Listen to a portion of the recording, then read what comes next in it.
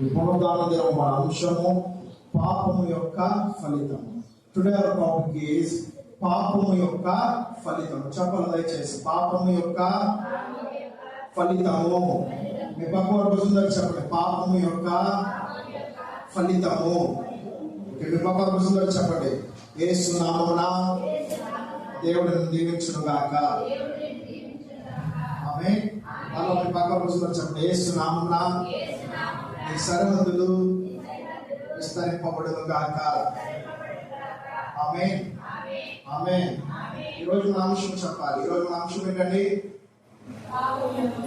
చెప్పాలి. ఒకరు చెప్పగా అందరూ చెప్పాలి.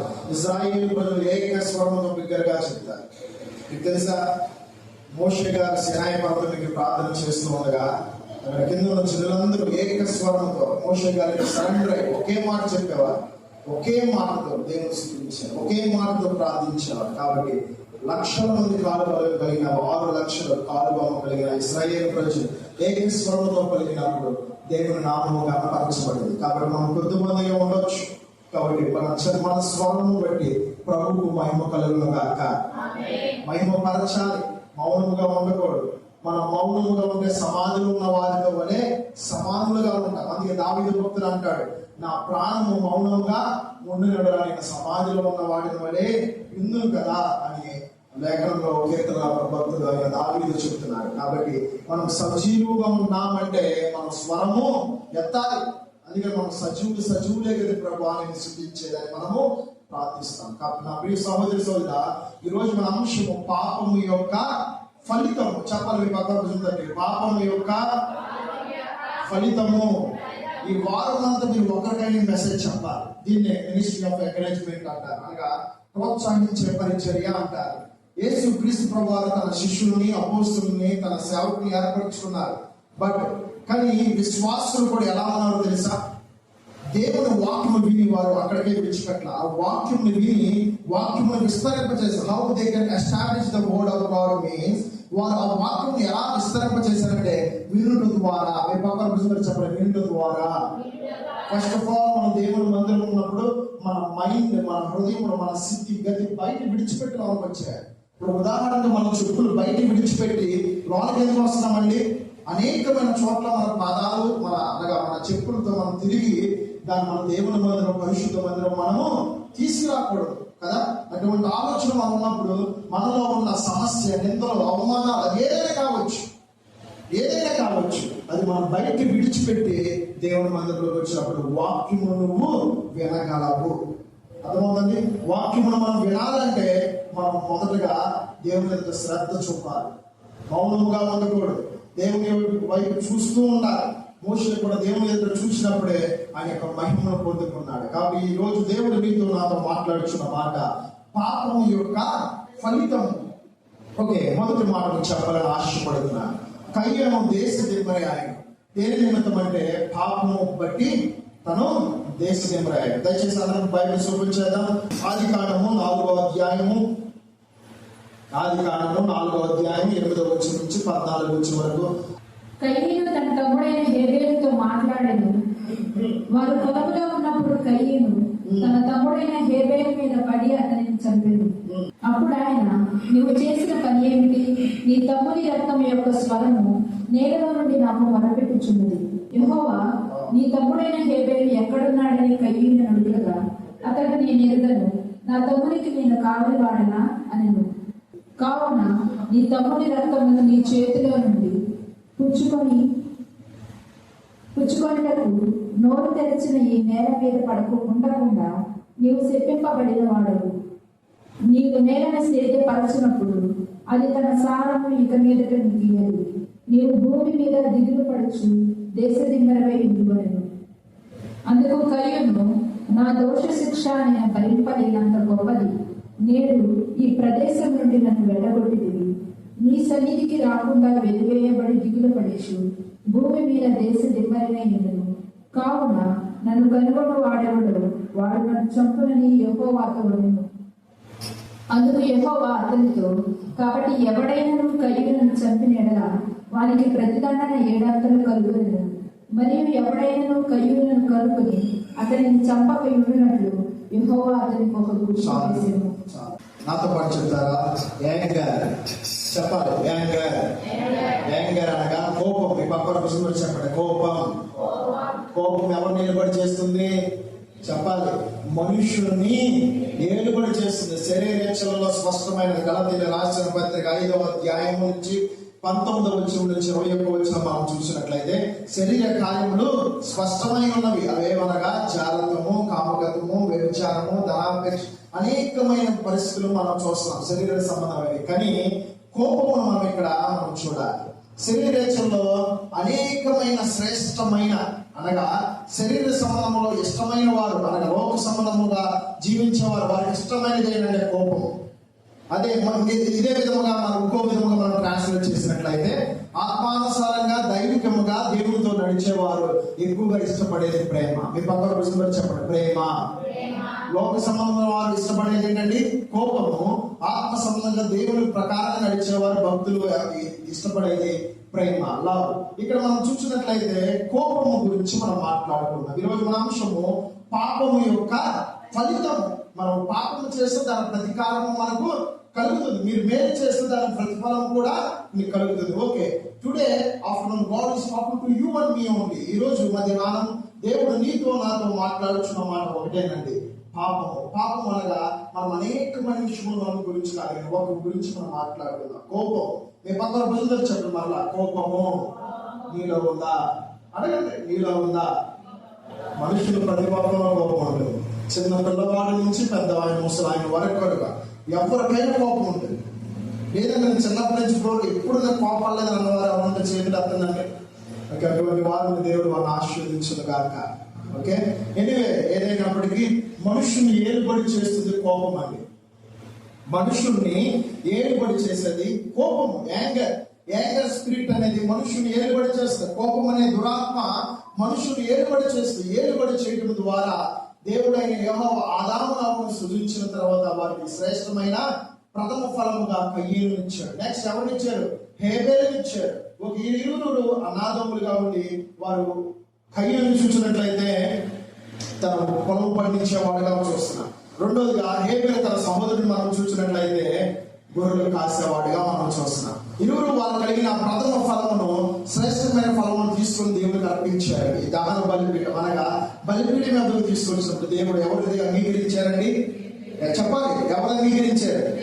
హేబేలు అంగీకరించారు. ఓకే, ఉదాహరణకి ఉపమానం మాత్రమే చెప్తున్నా, దయచేసి శ్రద్ధగా ఇతను మీరు చూసినట్లయితే కయ్యను, ఓకే, తన హేబేలు, వీరిరువురు అనాథములు, సొంత అనాథములు. ఓకే, వీరిరువురు ఏం చేశారంటే ఇతను కలిగిన పంటలో ఇదంతా తీసుకెళ్లి మొదటిది దేవుడికి ఇచ్చారు.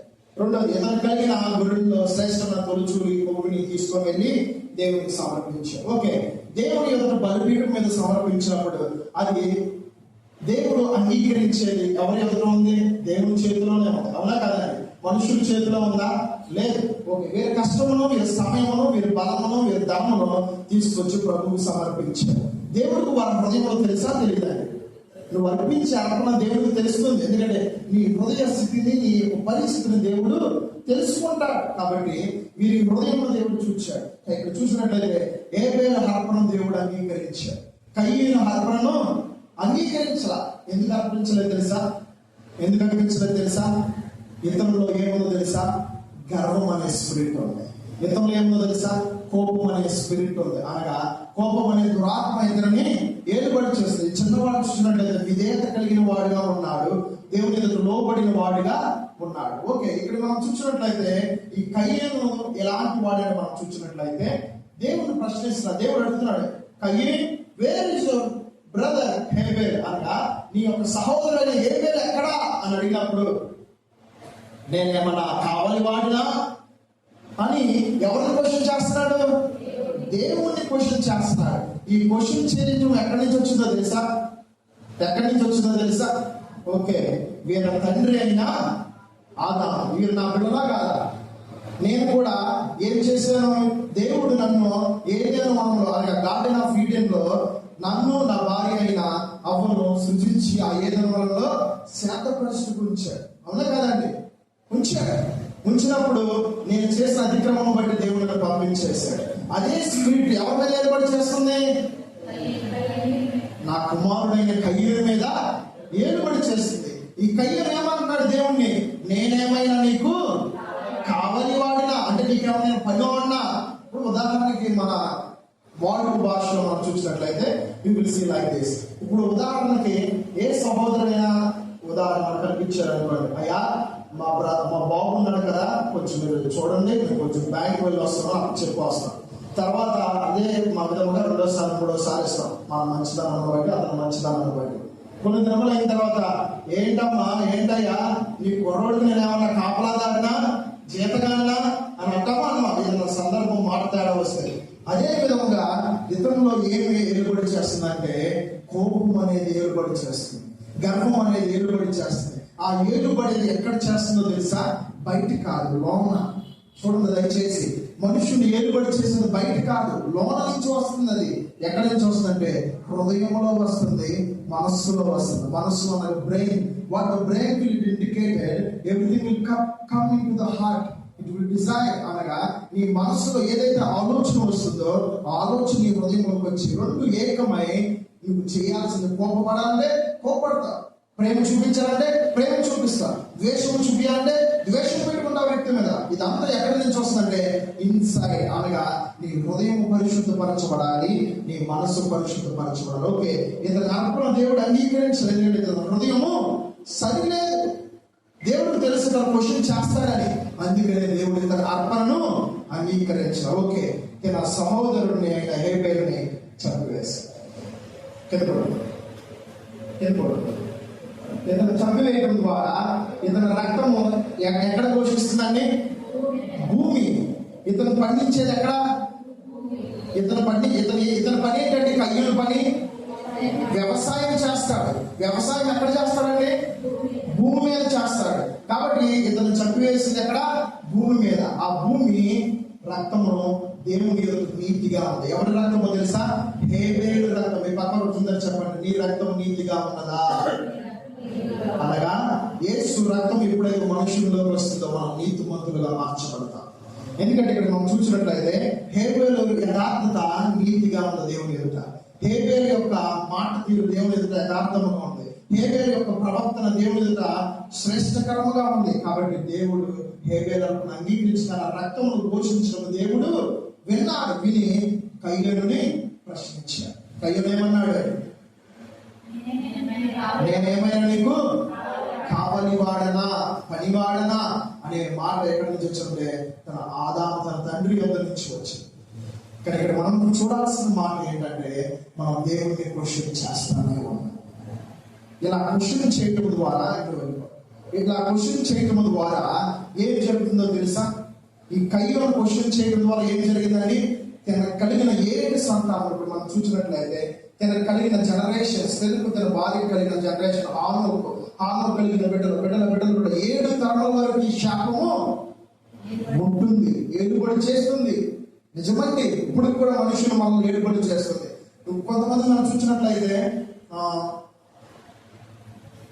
మన తాతల దగ్గర మనం చూసినట్లయితే వారికి ఏదైనా పక్షమాతం ఉందనుకోండి, కొడుకు వస్తే మనవడికి వస్తే మునుమనవడికి వస్తుంది. ఇవన్నీ ఎక్కడి నుంచి వస్తుంది? పితరుల పాప శాప దోషం. మీ మొత్తాలు చేసిన పాపం అది ఎవరి మీద ఏలుబడి చేస్తుంది? ఆ జనరేషన్ అంతా ఏలుబడి చేస్తుంది. అనగా కయ్యూరు చేసిన పాపము దీని కింద ఉన్న 7 జనరేషన్స్ ఏం చేస్తున్నాయి? ఏలుబడి చేస్తుంది. ఏం ఏలుబడి చేస్తుంది? కోపం ఏలుబడి చేస్తుంది, అబద్ధం ఏలుబడి చేస్తుంది. స్పష్టంగా రాసుకుని ఈరోజు దేవుడు మీతో నాతో మాట్లాడుతున్న మాట మనం సరి చేసుకోవాలి. ఈ రోజు నుంచి ఈ కయ్యూరు వంశం నుంచి ఏలుబడి చేస్తున్న మాట కోపం ఒకటి, రెండవది అవిధేయత ఒకటి, మూడవది తిరుగుబాటు ఒకటి. కాబట్టి నా ప్రియ సహోదరుడా, ఈ కోపము నుంచి, ఈ శాపము నుంచి సంతానం అంతా ఈ యొక్క వంశమును కూడా ఎవరన్నా చెప్పినా కానీ వారికి కూడా అదే శిక్ష విధిస్తానని దేవుడు చెప్తున్నాడు. కాబట్టి పాపము వలన వచ్చేది మనకి ఏంటంటే శాపం, నష్టమే మనకు వచ్చేది. నువ్వు పాపం చేస్తే నీకు ఆశీర్వాదం రాదు, నష్టమే వచ్చింది. ఈరోజు ప్రభువు నీతో నాతో మాట్లాడుచున్న మాట, కోపము మనల్ని ఏలుబడి చేస్తుంది. కోపపడిన వాడు 10 ఎకరాల భూమి దున్నిన వాడితో సమానం. ఇప్పుడు ఓవర్ యాంగ్జైటీ, ఓవర్ యాంగ్రీనెస్ అనగా అధికమైన కోపంతో మనం నింపబడినప్పుడు మనం ఏం చేస్తామో తెలియదు. ఉదాహరణకి చేతి తీసి అక్కడ పెట్టండి రా బాబు అని పెట్టలేదు, ఏమండి? అవునా కదండి? కానీ ఎప్పుడైతే మనం కోపంతో ఉన్నప్పుడు ఇలాంటి 10 చేతులు తీసి విసిరేయగలం. ఆ హార్మోన్ అనేది ప్రతి ఒక్క మనుషుల్లో ఉంది. దాన్ని కంట్రోల్ చేసుకునేది కూడా దేవుడు మనకి ఇచ్చాడు. కంట్రోల్ చేసేది ఎవరంటే పరిశుద్ధాత్మ దేవుడు. అన్నికి మనకి ఉండాలి. దేవుని ఆత్మకు మనం లోబడి ఉండాలి. ఎప్పుడైతే మనం దేవునికి మన సమయం ఇస్తామో, ఎప్పుడైతే మన బలాన్ని దేవునికి సమయాన్ని బలం ఇస్తామో, నిశ్చయముగా ఆయన మనం కంట్రోల్ చేస్తాడు. ప్రార్థన ద్వారా దేవుడు మనలో ఓర్పును కలగ చేస్తాడు, ప్రేమను కలగ చేస్తాడు, దీర్ఘశాంతమును కలగ చేస్తాడు, సెల్ఫ్ కంట్రోల్నెస్ ఇస్తాడు. మనకి లోబడి ఉండడం దేవుడు మనకు నేర్పిస్తాడు. నా ప్రియ సహోదరి సోదరుడా, కయ్యూను మనం చూసినట్లయితే దేవుడు ప్రశ్నించేవాడుగా ఉన్నాడు. ఇక్కడ మనం చూసినట్లయితే స్టెఫను రక్తమును కూడా దేవుని ఎదురుగా ఘోషించింది. స్టెఫను ఎవరంటే యేసుక్రీస్తు ప్రభు యొక్క అపోస్తలుడైన స్టెఫను గారు సువార్తను ప్రకటిస్తూ ఉండగా అక్కడ ఉన్నవారు రాళ్ళు రువ్వి చంపేశారు. తన రక్తమును దేవుని ఎదుట ఘోషించింది. అక్కడ సాక్ష్యం కూడా ఎవరంటే అపోస్తలుడైన పౌలు గారు కాదు, అంతకుముందు సౌలుగా ఉండి సాక్ష్యం ఇచ్చారు. కాబట్టి నా ప్రియ సహోదరుడా, మన రక్తము దేవుని ఎదుట సాక్ష్యం ఇస్తాం. నీ రక్తము దేవుని సాక్ష్యం ఇస్తున్నామేమో అనుకుంటున్నామేమో. నువ్వు తీసుకునే శరీరము, తీసుకునే రక్తము, అది నీ శరీరం, నీ రక్తము కాదు. నీలో ఉన్నది క్రీస్తు శరీరం, నీలో ఉన్నది క్రీస్తు రక్తము. ఎప్పుడైతే మనం దేవుని శరీరం రక్తము మనం పాలు పంపులు పొందుతామో, మనమన్నీ ఆయనవన్నీ మనమే. కాబట్టి మనలో ఉన్నది ఆయన నీతి కలిగిన రక్తము మనలో ఉన్నప్పుడు మనం నీతిమంతులుగా మనం ఉండాలి, పరిశుద్ధంగా ఉండాలి. కోపము నుంచి ఏలుబడి చేస్తుంది, కోపమే మనల్ని ఏలుబడి చేస్తుంది. అనగా మనం ఎవరి కంట్రోల్లో ఉన్నామంటే అపవాది యొక్క కంట్రోల్లో ఉన్నాం. కాబట్టి భయంకరమైన పాపం ఏంటంటే కోపమేనండి. కాబట్టి చిన్న కోపము కానానులోకి నడిపించలేకపోయింది. ఎవరో తెలుసా? ఆయన మోషే గారు. చిన్న కోపమే చిన్నదే కోపం. మళ్ళా దేవుడు సమాధానపడ్డాడు, పశ్చాత్తాపడ్డాడు. బట్ దేవుడు మాత్రం ఆ యొక్క వాగ్దాన దేశంలోకి ప్రవేశింప చేయలేకపోయినా కానీ తన పశ్చాత్తాపం బట్టి చూడగలిగిన కృపనిచ్చాడు. ఈనాడు మనం దేవుని అడగాలండి, అయ్యా కోపము నన్ను ఏలుబడి చేస్తుంది. ఈ కోపం అనే ఏలుబడి ప్రభు, ఈ స్పిరిట్, ఈ దురాత్మ నా మీద నుంచి, నా సంతతి మీద నుంచి చేస్తున్నాను తొలగింపబడును గాక. వాగ్దానం మనం చదివినట్లయితే ఇర్మియా గ్రంథం 30వ అధ్యాయం 10వ వచనం మనం చూసినట్లయితే యాకోబు సంతతిని నేను విడుదల చేస్తానన్నాడు. యాకోబు సంతతిని నేను నెమ్మదిపరుస్తానన్నాడు. యాకోబు సంతతిని నేను రక్షిస్తానని దేవుడు చెప్తున్నాడు. భయం చేత, భీతి చేత, వేదనతో మీరున్నారా? ఓ ఇశ్రాయేలు ప్రజలారా, యూదా ప్రజలారా, నా ఎద్దుకు రండి, నేను మీకు శాంతి, సమాధానం, రక్షణ ఇస్తాను. నేను మిమ్మల్ని విడిపిస్తాను, నేను మిమ్మల్ని చెరలో నుంచి విడిపిస్తాను, మీ మెడ మీద ఉన్న కాడిని నేను విరగొడతాను అనగా మనలో ఉన్న కోపం అనే కాడిని విరగొట్టమని మన ప్రభు ఎదురు మీరు అడిగినట్లయితే పశ్చాత్తాపడి నిత్యముగా ఈ పాపం అనే కోపమును మనలో నుంచి ప్రభు తొలగించును గాక. ఈ మన వంశము యాకోబు యొక్క సంతతిని దేవుడు రక్షిస్తారు. అయ్యా నా సంతతిని మీరు రక్షించండి. అయ్యా నా సంతతి మీద ఏలుబడి చేసిన కోపమును నాకు విడుదల దయచేయండి. నువ్వు విడుదల ఇస్తేనే నాకు విమోచన కలుగుతుంది. కాబట్టి నాకు విడుదల ఇచ్చిన సంతతిని కూడా మీరు విడుదల దయచేయని వాగ్దానం పెట్టుకొని ప్రార్థించమని ప్రభు పేరు మీకు మనం చేస్తున్నాను. నా ప్రియ సహోదరి సోదరుడా, దయచేసి దేవుడు నీతో నాతో స్పష్టంగా మాట్లాడించిన మాట, కోపమును మనము విడిచిపెట్టాలి.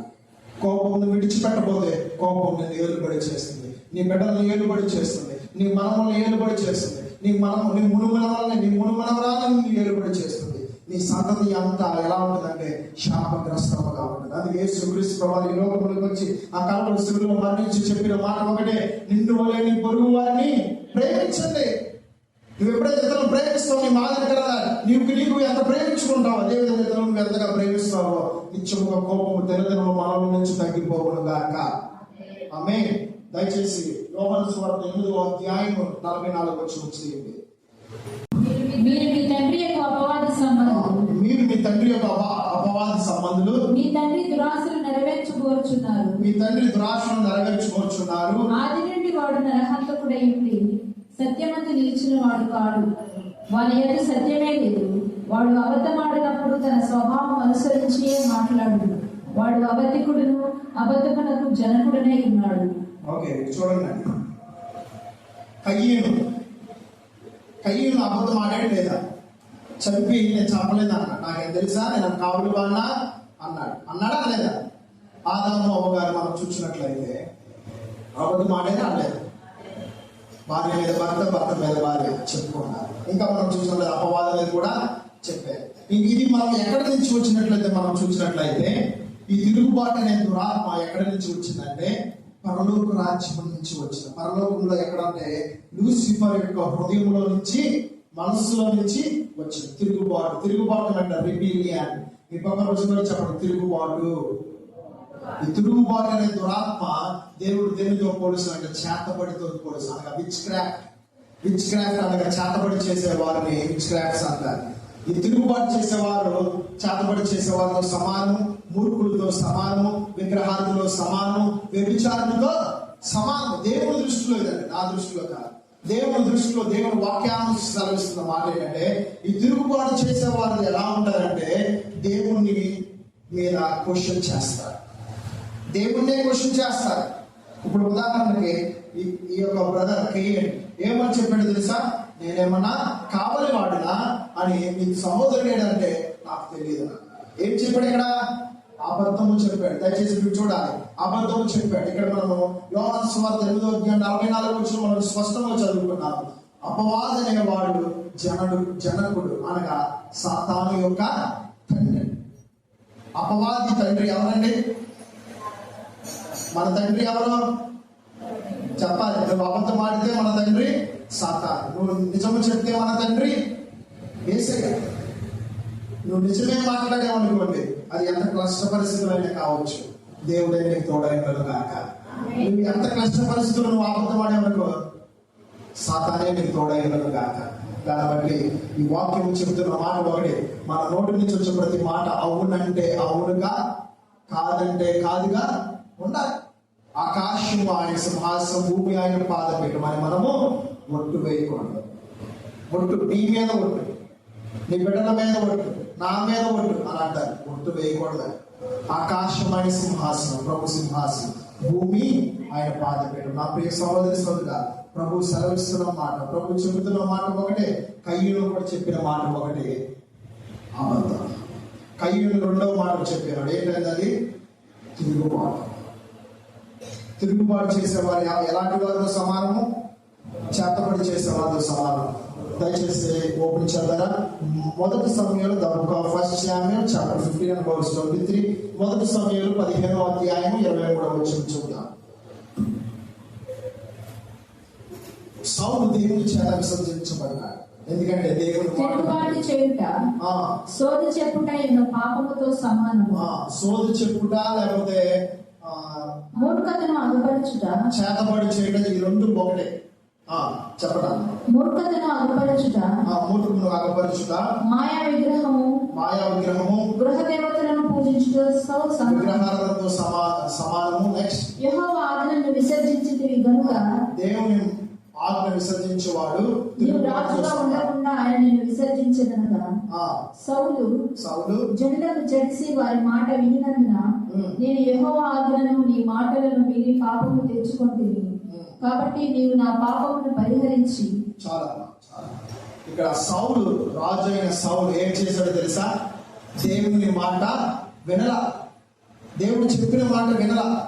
రాజు దేవుని చేత ఎన్నిక చేయబడిన వ్యక్తి, కానీ దేవుడు విసర్జించాడంటే అతని మీద కన్ను చూపు కూడా వెళ్ళదు, తన సంతతి మీద కూడా వెళ్ళదు. కానీ ఇక్కడ మనం చూసినట్లయితే సౌలు దేవుని ఎదుట తిరుగుబాటు చేశాడు. దేవుడు సౌలును విసర్జించాడు. ఈనాడు మనం దేవుని ఎదుట తిరుగుబాటు చేస్తున్నట్లయితే దేవుడు డోర్స్ క్లోజ్ చేస్తాడు. అనగా మన తలుపులు మూసివేస్తాడు, ఆ పరలోక తూములు మూసివేస్తాడు. నీకు రావాల్సిన ఆశీర్వాదం, నీకు రావాల్సిన దీవెనలు, నీకు రావాల్సిన ఆత్మీయమైన అభిషేకములు, నీకు కావలసిన శరీర సంబంధమైన అవసరతలు దేవుడు ఆ తలుపులు మూసివేస్తున్నాడు. ఎందుకో తెలుసా? మూర్ఖత్వం. ఎందుకో తెలుసా? తిరుగుబాటు. ఎందుకో తెలుసా? మనము తిరుగుబాటు దేవుడు చేస్తున్నాము కాబట్టి అది ఒప్పుకోవాలి. విజ్ఞాపన ప్రార్థన చేయాలి. దేవుడు ఎప్పుడైతే మనం ఒప్పుకుంటామో నిత్యముగా ఈ తిరుగుబాటు దురాత్మ నుంచి దేవుడు మనకు విడుదల నిత్యము గాక. యేసన్న గారు తన యొక్క పరిచయంలో నిమగ్నమైన రమేష్ బ్రదర్ని, అదేవిధంగా అబ్రహాం బ్రదర్ని పల్నాడు జిల్లాలో పంపించి సువార్త ప్రకటించమన్నారు. అక్కడ 3 రోజులు మీటింగ్లు పెట్టినప్పుడు మొదటి రోజు మీటింగ్లు జయకరంగా జరుగుతున్న సమయంలో ఒక అతను త్రాగుమూత అతను వచ్చి బాగా ఇబ్బంది పెట్టాడు. సరే, అక్కడ ఉన్న పెద్దలు అక్కడ ఉన్న వారందరూ నచ్చ చెప్పి ఏదో విధంగా జరిగింది దేవుని మహిమకారంగా. 2వ రోజు కూడా అలాగే ఇబ్బంది పెట్టాడు. సరే, 3వ రోజు కూడా అలాగే పెట్టాడు. ఏదైనప్పటికీ దేవుని విశేషమైన కూడా ఆ మీటింగ్స్ జయకరంగా జరిగిన తర్వాత ఏం చేశారంటే, ఈ త్రాగుమూత అనే వ్యక్తి దినదినం త్రాగుతూనే ఉంటాడు 365 రోజులు. ఇతను త్రాగుతూ ఉండగా ఏం జరుగుతుందో తెలుసా? ఇతను త్రాగుతూ ఉండగా తన భార్య, తన బిడ్డ, తన ఏకైక బిడ్డ ఏం చేస్తుంది? తలుపులు వేసేస్తారు. ఎందుకో తెలుసా? రోజు ఇదే పని, ఇంకా రోజు వచ్చి తలుపులు పట్ల వారు ఏం చేశారంటే, మధ్యాహ్నం మిడ్ నైట్ టైంలో వాష్రూమ్ వెళ్ళే టైంలో ఏం చేశారంటే, కొంచెం మిగిలిన అన్నము, ఆ యొక్క కర్రీ, ఆ యొక్క వాటర్ బయట పెట్టేవారు. అతను లేచి పొద్దున్నే లేచి ఆ టైంని తినేవాడు లేకపోతే తినేవాడు కాదు. ఆ టైంలో ఏం చేసేవాడు? రోజు కొడుతూ ఉన్నాడు సమయంలో ఒకానొక దినంలో ఎంత పుట్టినా కానీ తలుపు తీయనప్పుడు ఏం జరిగిందో తెలుసా? దాహం దాహం దాహం అని అడిగినప్పుడు ఇదే కంటిన్యూ జరగడం వల్ల వారి తలుపు తీయాల. పొద్దున్నే చూసేపాటికి చనిపోయి ఉన్నారు. అదే ఊరికి మరలా మీటింగ్స్ స్పర్ధకు వచ్చినప్పుడు, మరలా అదే సంవత్సరం చివరిలో మీటింగ్స్ స్పర్ధకు వచ్చినప్పుడు ఆ సేవకుడు ఏదయ్యా బ్రదర్ అంటే, అయ్యా చనిపోయాడు. మీరు మీటింగ్స్ పెట్టి ముగింపు చేసుకున్న తర్వాత రోజు ఇలా జరిగిందయ్యా అని అక్కడ నా గ్రామస్తులు సాక్ష్యం ఇచ్చారు. ఎందుకు తెలుసా? మనుష్యునిలో ఏర్పడి చేస్తుంది త్రాగుడు అనే వ్యసనం ఒక తిరుగుబాటు, మూర్ఖత్వం కలిగి ఉంటారు. మూర్ఖులకి ఎంత చెప్పినా కానీ మనము మాట వినరండి. ఇక్కడ దేవుడు చెప్తున్న మాట ఒకటే, మనం ఎంత చెప్పినా కానీ, దేవుని మాటని ఎంత చెప్పినా కానీ మనం వినట్లేదా? దేవుడు మనం ఎలా చూస్తున్నా తెలుసా? మూర్ఖుడు వల్లే చూస్తాం. కాబట్టి దేవుడు ఏం చేస్తాడంటే తలుపులు వేసేస్తాడు. మనకు రావాల్సిన ఆశీర్వాదం, మనకు కావలసిన దైవికమైన ఆత్మీయమైన అభిషేకం మన జీవితంలోకి రావట్లేదు, మన బిడ్డల మీదకి రావట్లేదు. Heavenly divine blessings is not coming to upon us and our children because of rebellion spirits occurring and delivery. అనగా ఈ యొక్క రిబిలియన్ అనగా తిరుగుబాటు దురాత్మ మనం ఏర్పడి చేస్తాం. మనకి విడుదల లేకుండా ఉన్నాం మనం. కాబట్టి ఈ తిరుగుబాటు నుంచి విడుదల కావాలి, మూర్ఖత్వం నుంచి మనకు విడుదల కావాలి. కాబట్టి నా ప్రియ సహోదరి అక్కడ ఉన్న గ్రామస్తులు చెప్పిన మాట ఒకటే, సేవకుడికి విరోధముగా అతను లేచాడు. అతని మరణమే ఆన్సర్. కాబట్టి సేవకుడికి విరోధముగా వెళితే దేవునికి విరోధముగా వెళ్తాడు. నేను చెబుతున్న మాట ఒకటేనండి, నీ సేవకుడు నువ్వు ఎంత ప్రేమిస్తావు నీ కుటుంబం అంతగా ఆశీర్వదించు. నువ్వు దేవుని ఎంతగా ప్రేమిస్తావు అంతకంతగా ఆశీర్వాదం నువ్వు చూస్తావు. ఎప్పుడైతే నువ్వు తిరుగుబాటు మూర్ఖ స్వభావం దేవుని మీద పశ్చాత్తాపడి విడిచిపెడతావో దేవుడు మరలా ఈ కృప నీకు ఇచ్చును గాక. మోషేకి ఇచ్చిన కృప దేవుడు వేయించును గాక. మోషే పట్ల చూపించిన జాలి మీ పట్ల చూపించును గాక. నా ప్రియ సహోదరి సోదరుడా, మన పట్ల, మన బిడ్డల పట్ల, మన సంతతి పట్ల దేవుడు ఆయన ప్రేమను చూపించాలని ఆశపడుతున్నాడు. యేసు క్రీస్తు ప్రభువు 2025 సంవత్సరాల క్రితం మీరు భూలోకంలోకి వచ్చి నీ కోసం నా కోసం మరణించవలసిన కారణం ఏంటో తెలుసా? తిరుగుబాటు. దేవునికి ఇష్టం లేనిది ఏమిటో తిరుగుబాటే. ఆ పరలోక రాజ్యంలో యొక్క సింహాసనం ఎదుట ఆ మహిమ నాకు కావాలని కోరుకుంది ఆ మనస్సులో. ఎవరంటే లూసిఫర్, 3rd ఏంజెల్, 3వ దూత. ఆ దూతను దేవుడు కిందకి నెట్టివేశాడు. ఆ దూత యొక్క లోకమును ఏలుబడి చేస్తుంది, కోపమును ఏలుబడి చేస్తుంది, అబద్ధమును ఏలుబడి చేస్తుంది, మూర్ఖత్వమును ఏలుబడి చేస్తుంది, అవిధేయత ఏలుబడి చేస్తుంది మనుషుణ్ణి. కాబట్టి మనం గ్రహించలేకపోతున్నాం, సత్యంలో తెలుసుకోలేకపోతున్నాం, వాక్యం ధ్యానించలేకపోతున్నాం, వాక్యానుసారంగా నడవలేకపోతున్నాం. మనం వాక్యానుసారంగా జీవించినప్పుడు మన బిడ్డలు కూడా మన మాదిరికరంగా నడుస్తారు. నీవే లోకంలో ఉన్నప్పుడు నీ బిడ్డలు ఎలా నడుస్తారు? నీవు మూర్ఖుడిగా ఉన్నాడు ఎడలా నీ బిడ్డలు ఎలా మూర్ఖముగానే ఉంటారు. నువ్వు దేవుని ప్రేమించిన ఎడలా నీ బిడ్డలు కూడా దేవుని ప్రేమిస్తారు. నువ్వు దేవుని వెంబడించిన ఎడలా నీ బిడ్డలు కూడా దేవుని వెంబడిస్తారు. This is the divine blessings అంటారండి. ఇది దైవికమైన ఆశీర్వాదం. నువ్వు కరెక్ట్ గా ఉంటే నీ బిడ్డలు కరెక్ట్ గా ఉంటారు. నువ్వు సరి చేయబడితే నీ బిడ్డలు సరి చేయబడతారు. ఈ సమయంలో నువ్వు సరి చేయబడలేక స్థితిలో నువ్వు ఉంటే, అయ్యా నా వల్ల కాదు ప్రభువా, నువ్వు ఎప్పుడైతే పరిశుద్ధాత్మ దేవుని సమర్పించుకుంటావో, నీ హృదయం నీ మనస్సును దేవునికి సమర్పించిన ఎడల నిత్యముగా దేవుడు మీకు విడుదల ఇచ్చును గాక. దయచేసి అందరం లేచి నుంచున్నామండి. హెబ్రీయులకు రాసిన పత్రిక 5వ అధ్యాయం 8వ వచనం. అందరం లేచి నుంచున్నాం. దయచేసి మీ యొక్క పరిశుద్ధ గ్రంథం దయచేసి కారిడోర్స్ లో పెట్టండి, కిటికీల్లో పెట్టండి. హెబ్రీయులకు రాసిన పత్రిక కాళ్ళ దగ్గర వద్దు. 5వ అధ్యాయము 8వ వచనం. ఆయన కుమారుడైయుండి తాను పొందిన శ్రమల ద్వారా విధేయతను నేర్చుకున్నాను. చాలండి. ఎవరండి ఈ శ్రమ ద్వారా విధేయత నేర్చుకుంది? ఎవరు తెలుసా? మన రాజు. ఆయన పేరు రాజులైన యేసు క్రీస్తు వారు.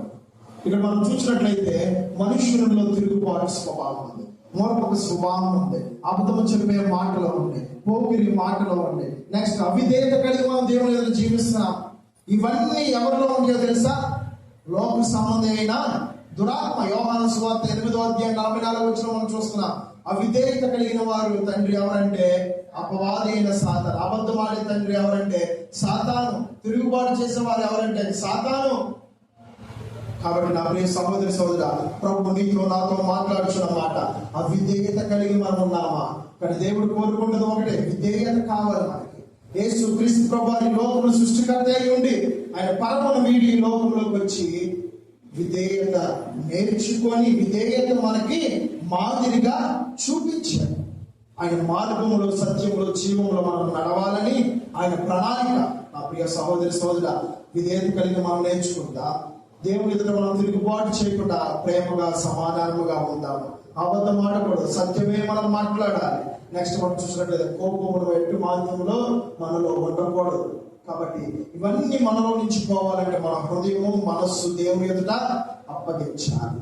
ఏ విధంగా దేవుని ఎదుట అర్పించాడు దహన బలి, అనగా బలిపీఠం మీద ఏ విధంగా తన హృదయం మనసును అంగీకరించాడు దేవుడు, అదే విధముగా ఈ సమయం మనం అర్పించడము గాక. సంఘములకు ఆత్మ చెప్పుచున్న మాట చెవు గల వాడు వినును గాక. ఆమె దయచేసి మోకరించిన ప్రార్థన చేయాలి.